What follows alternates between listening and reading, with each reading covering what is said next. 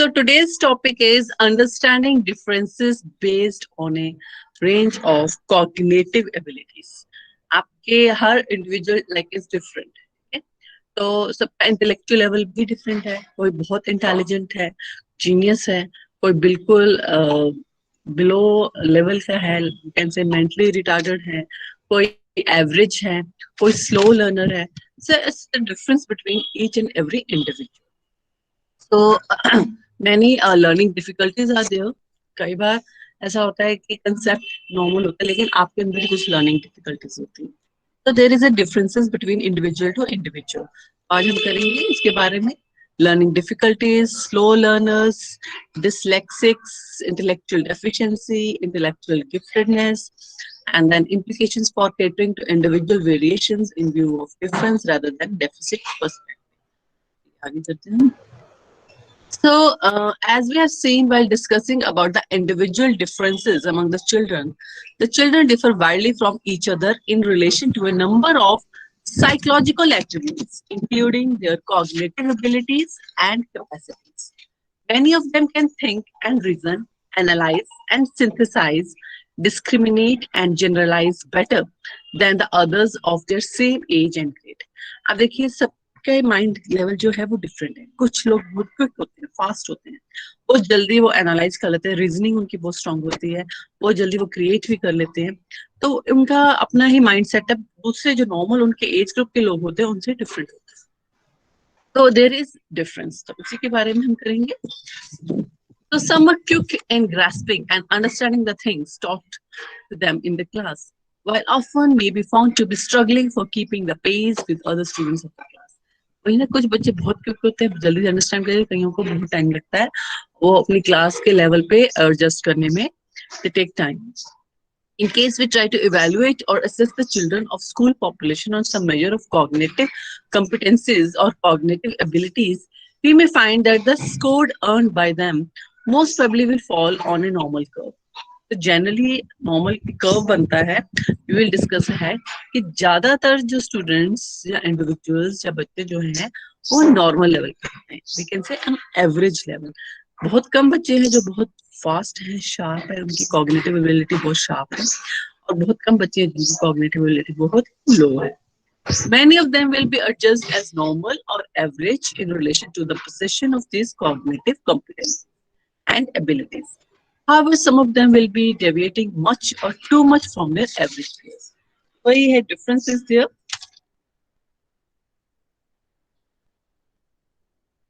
So coming here, learner with learning difficulties. What is the basic meaning and definition? तो learner जो है, जब हम कह सकते हैं जिन लोगों को, जिन स्टूडेंट्स को learning difficulties basically क्या है? What is the meaning of that? So children suffering from serious learning difficulties or disabilities are labeled as learning disabled children. Learning difficulties or disability is nothing but a sort of handicap or helplessness that can be felt by the sufferer in terms of his or her academic performance, in the same way as experienced by a mentally disabled in terms of his mental functioning, or by a physical handicap or disabled in terms of his physical functioning. तो basically हम क्या कहेंगे कि जो learning difficulty है वो एक तरह से बच्चा जो है वो बिल्कुल हैंडीकैप्ड है, helpless है. He is not able to understand, he is not able to grasp what else is teaching in the class. उसकी जो academic performance है वो भी बहुत low है. Mentally वो क्या है? Disturbed. So coming, एक आपकी definition है, that is as a kirk. It's very important definition you must mention while mentioning this learning difficulty. The term learning difficulties or disability is not meant to be used for children with minor or temporary difficulties in learning, but with this discrepancy between ability and achievement in educational performance, and such severe discrepancy described as learning disabilities with significant learning problems that cannot be explained by mental retardation, that sensory impairment, emotional disturbance, or lack of opportunity to learn. देखिए, तो ऐसे case में कहा है कि learning जो disability या learning जो डिफिकल्टी है वो इस तरह से है कि बच्चे के अंदर एबिलिटी है, लेकिन वो अपना उस लेवल की एबिलिटीज के अकॉर्डिंगली अचीव नहीं कर पाता। It mean something is missing there. कुछ लर्निंग डिफिकल्टी है कि एबिलिटी होते हुए भी वो अचीवमेंट नहीं कर पाता। So here are some of the nature and characteristics of the children with learning difficulties. So learning disabled children essentially suffer from serious learning problem or disorder for a number of reasons. Their problems and disorders are usually manifested by significant difficulties in the acquisition and use of language, listening, speaking, reading, writing, etc. Reasoning और mathematical ability और social skills. तो basically आपने देखेंगे कि जो learning difficulty होगी जिनमें ज्यादा लेवल पर है उनमें लैंग्वेज की प्रॉब्लम होगी, सुनने में, लिखने में, राइटिंग में भी, रीडिंग में भी, और थोड़ा मैथमेटिकली, रीजनिंग में, सोशल स्किल्स में उनमें कम होगी। सो some of the more characteristics are there. Just hold on. So we can say the disorder is, there are a number of the factors also available. Number of the factors, or you can say there are many causes are there which causes this learning disability. Okay?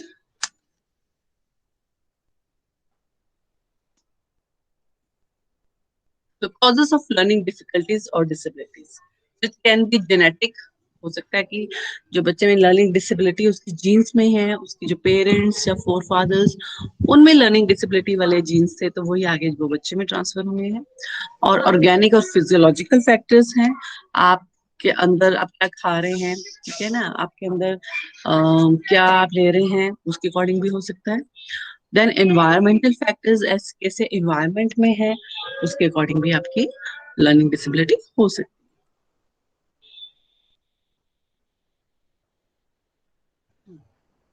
तो there disorders जो हैं वो intrinsic factors भी हो सकते हैं, अंदर जो है आपके अंदर इंडिविजुअल के अंदर है, लाइक सेंट्रल नर्वस सिस्टम की डिसफंक्शनिंग हो जाना, ठीक है, एंड डेफिसिट हो जाना, इंफॉर्मेशन, आपकी जो ब्रेन का इंफॉर्मेशन प्रोसेसिंग मॉडल है उसमें प्रॉब्लम क्रिएट हो जाना, कि आपने कोई भी इंफॉर्मेशन दी आपके ब्रेन तक गई लेकिन वो प्रोसेस हुई लेकिन वो आपके ब्रेन में उसका रिजल्ट नहीं आया, लाइक ब्रेन के अंदर इंफॉर्मेशन गई लेकिन प्रोसेसिंग में प्रॉब्लम हुई, आप उसे प्रोसेस नहीं कर पाए, तो आप रिस्पॉन्स नहीं दे पाए, तो वो प्रॉब्लम हो सकती है। ठीक है, एक्सट्रिंसिक फैक्टर हो सकते हैं, लाइक कोई सेंसरी इंपेयरमेंट होगी, कोई इमोशनल डिस्टर्बेंस होगी, कोई कल्चरल डिफरेंस है, या लैक ऑफ एजुकेशनल अपॉर्चुनिटीज है, पॉवर्टी है, इस कारण भी हो सकती है। Then you can say inability to grasp or understand the things. कुछ cognitive problems ऐसे भी हो सकती है कि आप grasp नहीं कर पा रहे, लैंग्वेज रिलेटेड एरियाज होते हैं जैसे कि कम्युनिकेशन नहीं कर पा रहे हैं, राइटिंग लैंग्वेज नहीं हो पा रही, तो इस तरह से भी चीजें हो सकती हैं। कई बार माइनर और टेम्परेरी डिफिकल्टीज होती हैं और समटाइम्स ये माइनर या टेम्परेरी डिफिकल्टीज सिवियर भी बन जाती हैं। तो लर्निंग डिसेबिलिटीज जो है वो एक तरह से हम देखेंगे कि एक नॉर्मल रेंज में चलती है। जिनमें लर्निंग डिसेबिलिटी होती है उनकी एकेडमिक अचीवमेंट जो वो डिले होता है, ठीक है, वो नॉर्मल जो एजुकेशनल प्रोसेस होता है जिस एज ग्रुप में वो चल रहा था उससे वो पीछे होता है, ठीक है। एंड इम्पेयर्ड लर्निंग इनएफिशिएंसी जो है उस कारण क्या होता है कि बच्चे का जो पोटेंशियल है या एजुकेशन अचीवमेंट है वो नहीं कर पाता, तो उन बच्चों को स्पेशल केयर, अटेंशन और एजुकेशन सर्विस चाहिए थी जिसमें वो एडजस्ट कर सके, वेलफेयर कर सके।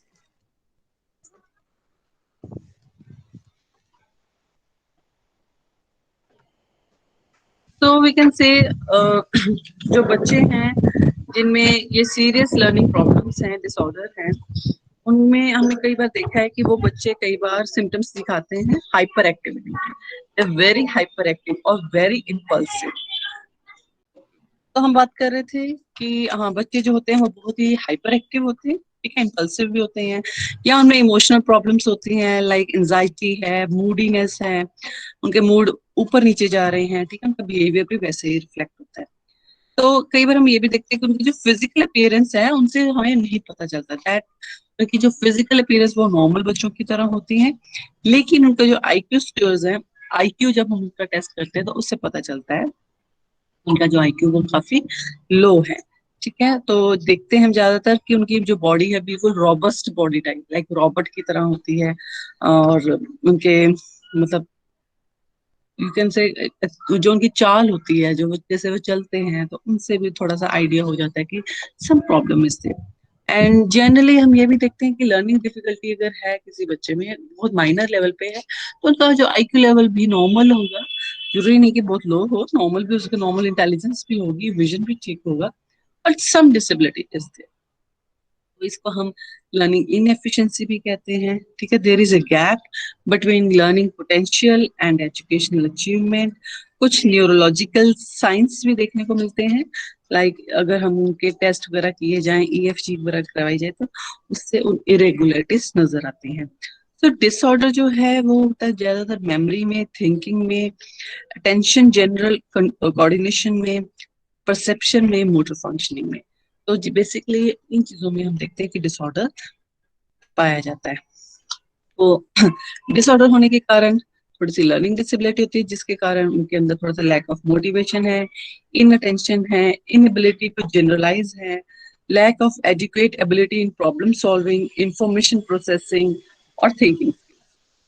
तो हमें उन बच्चों को बहुत स्पेशल अटेंशन देनी पड़ती है, काफी रेमेडियल प्रोग्राम्स देने पड़ते हैं, ताकि उनकी जो लर्निंग प्रॉब्लम्स हैं, लर्निंग डिसेबिलिटीज हैं, वो दूर कर सके। ताकि जो जेनेटिक कॉजेज हैं तो वो ज्यादातर देखे गए हैं कि काफी इंडिविजुअल्स में, काफी बच्चों में जेनेटिक भी है कि अगर पेरेंट्स में लर्निंग डिसेबिलिटी है तो वो बाय जीन्स आपके जो ऑफस्प्रिंग्स हैं उनके बच्चों में भी पाई जाती है। बाकी ऑर्गेनिक और फिजियोलॉजिकल फैक्टर्स में ये आ जाता है कि लाइक ब्रेन डैमेज हो गया, एक्सीडेंट हो गया, या लैक ऑफ ऑक्सीजन है जब भी बर्थ हो रहा है, तो ये न्यूरोलॉजिकल डिफिकल्टीज हो जाती हैं। उनके इंजरी हो गई है स्पाइनल कॉर्ड में, ठीक है, या फिर कोई नर्व्स में इंजरी होगी जो मैसेज कैरी करती हैं, तो उस पर भी माल फंक्शनिंग आ जाती है। सेंट्रल नर्वस सिस्टम में भी बायोकेमिकल इम्बैलेंस हो गया है, तो उस कारण भी लाइक उनको कलर्स का नहीं पता चलेगा, फ्लेवर्स का नहीं पता चलेगा, बच्चे बहुत हाइपर एक्टिव होंगे, इम्पल्सिव होंगे, इमोशनली इम्बैलेंस होंगे। विटामिन की डेफिशिएंसी आ गई है तो वो भी बच्चों के ब्लड स्ट्रीम में देखते हैं कि विटामिन की कमी है, तो वो भी सेंट्रल नर्वस सिस्टम को effect. Then comes that environmental factors. Environmental factor में अगर पुअर नरिशमेंट है, प्रॉपर खाना नहीं मिल रहा है, इन्वायरमेंट अच्छा नहीं दिया जा रहा, जब बच्चा मदर की वूम में है तब भी काफी प्रॉब्लम्स आ सकती हैं। प्री मेच्योर डिलीवरी हो गई है, अनकंजीनियल इन्वायरमेंट है, इम्प्रॉपर इन्वायरमेंट दिया जा रहा है, और स्ट्रेस है मदर पर, तो that also causes this thing. Diet deficiency है, कोई डिजीज है, कोई एक्सीडेंट है, कोई इंजरी है, कोई प्रॉपर मेडिकल केयर नहीं हो रही है, या फिर है कह सकते हैं कि समथिंग मदर इज सफरिंग, तो that also affects the baby in the womb. तो next is that defective educational setup है। कुछ एजुकेशन स्कूल में प्रॉपर एजुकेशन सिस्टम नहीं है और बच्चों को काफी डांटा जाता है, ज्यादा डिप्रेस किया जाता है, उस कारण भी आ जाती है। पुअर और इनएडुकेट इंस्ट्रक्शंस हैं, फैमिली सेटअप जो है वो भी सही नहीं है, लैक ऑफ मोटिवेशन है, स्किल नहीं है, टीचर्स में भी एबिलिटी नहीं है, इमोशनल डिस्टर्बेंस है, ठीक है, इम्प्रॉपर डेवलपमेंट है बच्चों की लैंग्वेज स्किल्स का लेकर, या फिर हम कह सकते हैं कि बच्चों की खुद की कंसंट्रेशन है, लैक ऑफ कंसंट्रेशन है, या अटेंशन नहीं दे पा रहे हैं, तो उस कारण भी प्रॉब्लम क्रिएट हो जाती है। देन यूज ऑफ ड्रग्स, अगर ड्रग्स हैं या कुछ भी ऐसे इंटॉक्सिकेटिंग सब्सटेंसेस लाइक अल्कोहल वगैरह यूज किया जा रहा है, तो उस कारण भी प्रॉब्लम आ जाती है। और बच्चे सोशली या कल्चरली डिप्राइव्ड हैं, तो इस कारण भी प्रॉब्लम्स देखी गई है। तो these are all the problems. तो इन बच्चों को जो लर्निंग डिफिकल्टीज हैं जिन बच्चों में, उनको आइडेंटिफाई करने के लिए बहुत सारे टेस्ट भी बने हुए हैं, ठीक है। तो one is the non testing devices, like आप जस्ट ऑब्जर्वेशन करके पता चल सकता है, रेटिंग स्केल है, चेकलिस्ट, इंटरव्यू। और टेस्टिंग डिवाइसेस में कुछ स्टैंडर्डाइज्ड डायग्नोस्टिक टेस्ट्स हैं जो कि अवेलेबल होते हैं, like diagnostic test in decimal system and percentage by VP Sharma and Shukla. Then it's Elenius test of psycholinguistic ability by Kirk, McCarthy and केत। तो इस तरह से कुछ डायग्नोस्टिक टेस्ट ऑलरेडी बने हुए हैं। एंड कुछ अचीवमेंट टेस्ट भी हैं जो कि नॉर्मली पर्सन बना लेते हैं। एबिलिटी टेस्ट भी हैं। एबिलिटी टेस्ट में जैसे Illinois test of psycholinguistic abilities है। अचीवमेंट टेस्ट आगे जाता है जैसे standardised achievement test and teacher made test, तो जो स्कूल्स में टेस्ट होते हैं उससे भी थोड़ा असेस किया जा सकता है। कुछ डेली असेसमेंट सिस्टम है जिसके आप जस्ट इंटरव्यू लेकर या ऑब्जर्व कर कर भी आप मेक आउट कर सकते हैं कि बच्चे में लर्निंग डिफिकल्टी है या सम लर्निंग डिसेबिलिटी इज। तो some many of the educational provisions are there। अब बच्चों में लर्निंग डिसेबिलिटीज देखी जा रही हैं तो उसके लिए एजुकेशन सिस्टम में काफी प्रोविजंस दे रखे हैं। प्रोविजंस हैं जैसे कि स्पेशलाइज्ड स्कूल्स हैं, स्पेशल स्कूल्स बनाए गए हैं, जैसे मेंटली रिटार्डेड स्कूल्स है, डेफ एंड डम स्कूल है, ब्लाइंड स्कूल है, या फिर जो भी लर्निंग डिसेबिलिटी के जो स्कूल हैं इनके लिए स्पेशल बनाए जाते हैं क्योंकि ये हायर लेवल की जो डिफिकल्टी है तो वो नॉर्मल स्कूल्स में बच्चे एडजस्ट नहीं कर पाएंगे।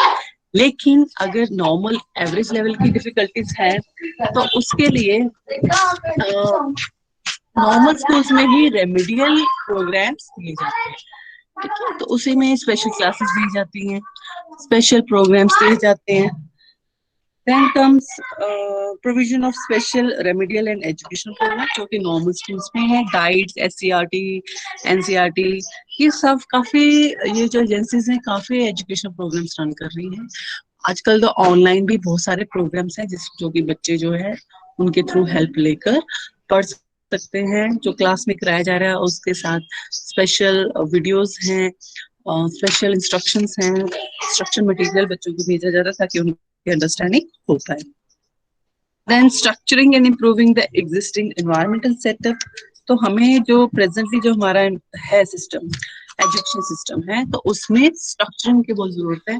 नॉर्मल स्कूल्स में ही अगर बच्चे जो जिनमें माइनर लेवल पे डिसेबिलिटी है अगर वो वही पे पढ़ते हैं तो वो जैसा एनवायरमेंट होता है वो भी उसी तरह से ग्रैब करना शुरू कर।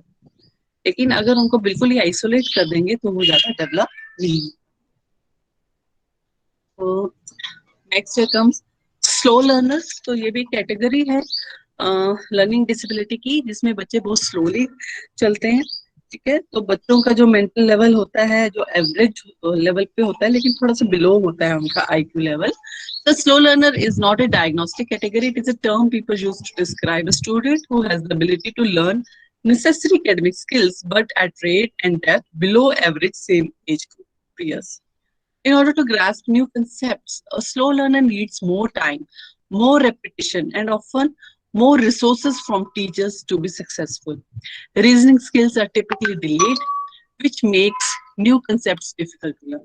वही है, वो थोड़ा टाइम ज्यादा लेते हैं as compare to other students जो सेम क्लास के ग्रुप के बच्चे होते हैं।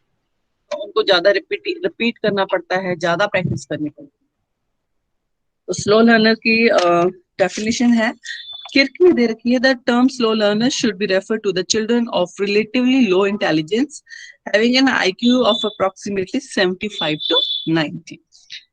तो उनका द टर्म बैकवर्ड भी कह सकते हैं, बैकवर्ड स्टूडेंट्स होते हैं ये। Backward slow learner is reserve for those children who are unable to cope with the work normally expected for of their age group. This definition is given by Burt in 1937.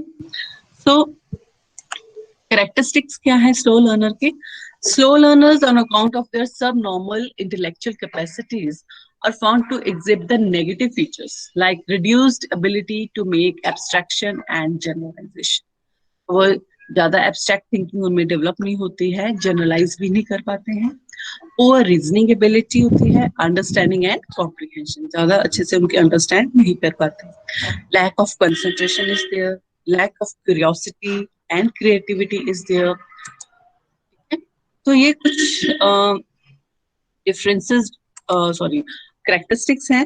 तो इसमें जो ज्यादा ये देखा गया कि उनका आईक्यू लेवल थोड़ा कम होता है। फिजिकली अपीयरेंस में वो भी नॉर्मल ही दिखते हैं, नॉर्मल बच्चों की तरह, लेकिन अंदर से मेंटली थोड़े से डिसेबल्ड होते हैं। और इसमें स्लो लर्नर में हमने देखा है कि बच्चों को लाइक मैथमेटिक्स में ज्यादा प्रॉब्लम आती है, जिसे हम डिसकैलकुलिया भी कहते हैं। इस कैलकुलेशंस वगैरह में अच्छे से वो नहीं कर पाते हैं। रेट ऑफ लर्निंग जो है वो भी स्लो होता है। एब्स्ट्रैक्ट थिंकिंग और वो जनरलाइज नहीं कर पाते, रीजनिंग पुअर होती है इनकी। मैथमेटिक्स में ओरली भी वो मैथमेटिक्स नहीं कर पाते हैं, लाइक टेबल्स वगैरह भी अच्छे से याद नहीं कर पाएंगे, या उनको ऐड करने के लिए कहा जाएगा वो नहीं कर पाएंगे। बेसिक कंसेप्ट्स को समझने के लिए भी उन्हें डिफिकल्टी होती है। लैंग्वेज और स्कूल का जो भी स्ट्रक्चर है, वो सारे सब्जेक्ट्स हैं, वो अच्छे से रिटेन नहीं कर पाते। मल्टी स्टेप डायरेक्शंस वो फॉलो नहीं कर पाते, उन्हें डिफिकल्टी होती है कि एक ही टाइम में उन्हें 2-3 डायरेक्शंस दी जाए तो वो नहीं कर पाते। किसी भी स्किल्स को मास्टर करना हो तो उसे बहुत टाइम लगता है, ठीक है। और समटाइम्स कोई भी स्किल ग्रैब नहीं भी कर पाते। स्कोर वो ज्यादातर जो अचीवमेंट टेस्ट होते हैं उनकी जो स्कोरिंग होती है वेरी पुअर होती है। यस। सो बाकी उनके जो डेली लाइफ में जितने भी फैक्ट्स प्रिंसिपल्स होते हैं उनको लर्न करने में उन्हें प्रॉब्लम होती है। जो भी वर्ड प्रॉब्लम्स होती हैं वो भी सॉल्व नहीं कर पाते मैथमेटिक्स में, या कोई भी सिस्टमेटिक स्टेप से करनी हो तो वो नहीं कर पाते हैं। उनके अंदर जो सेल्फ कंसेप्ट होता है वो भी लो होता है, और ज्यादातर उन्हें देखा गया वो फेलियर ही होता है, अचीवमेंट उनकी कम होती है। अपने बारे में वो बहुत ही लो ओपिनियन भी रखते हैं, और टीचर्स और पेरेंट्स बाकी सब लोग भी उनको थोड़ा लो ओपिनियन में ही लेते हैं।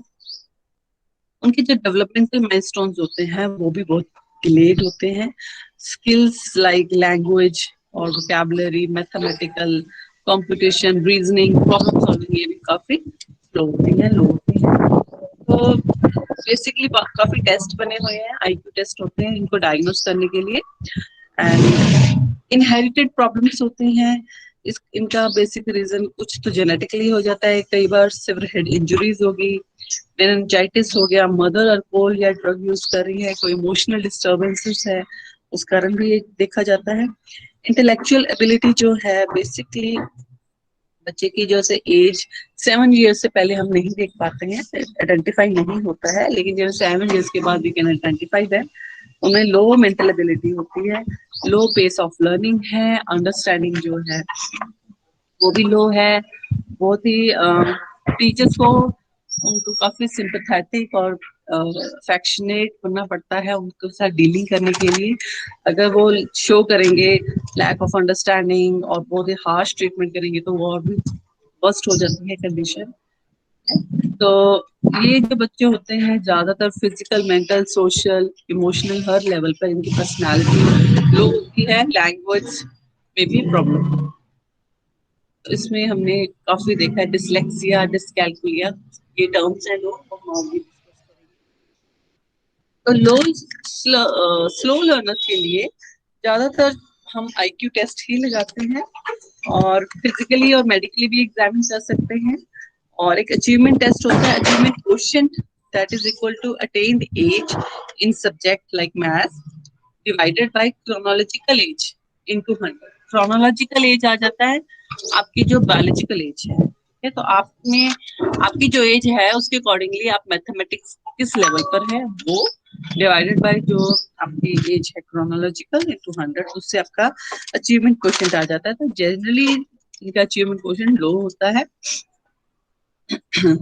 सो स्लो लर्नर इस तरह से थोड़े से कह सकते हैं स्लो है, पीछे है अपनी, लेकिन बिल्कुल मेंटली रिटार्डेड भी नहीं होगा, क्योंकि मेंटली रिटार्डेड जो बच्चे होते हैं वो बिल्कुल ही उनका आईक्यू लेवल बहुत ही लो होता है, उस लेवल पे नहीं है, वो थोड़ा ऊपर रेंज में आ जाते हैं, बट लर्निंग डिसेबिलिटी में आ जाते हैं।